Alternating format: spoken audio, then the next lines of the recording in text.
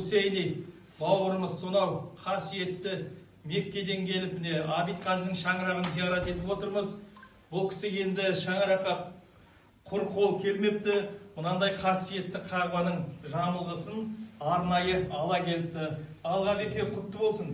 Бұл білесіз бе, нені білдіреді? Сіздің Меккедегі қылған құлшылығыңыздың қабыл болған белгісі білдіреді. Сіздің қылған құлшылығыңыз, умраңыз, қажыңыз қабыл болды деген сөз. Сондықтан да Алла Тағала қабыл болған белгісі ретінде осындай Қағбаның құнды дүниесін сыйға беріп отыр.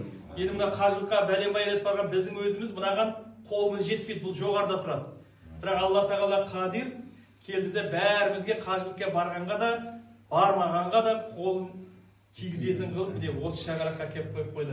Шейх, шукран ләка, жазакалла хайран, машалла, Алла сізден разы болсын. Алла беке құтты болсын дейді, машалла. Алла қабыл етсін, машалла. Қағбаның кисуасы. Қағбаның есіп кетті. Есіғандай кетті.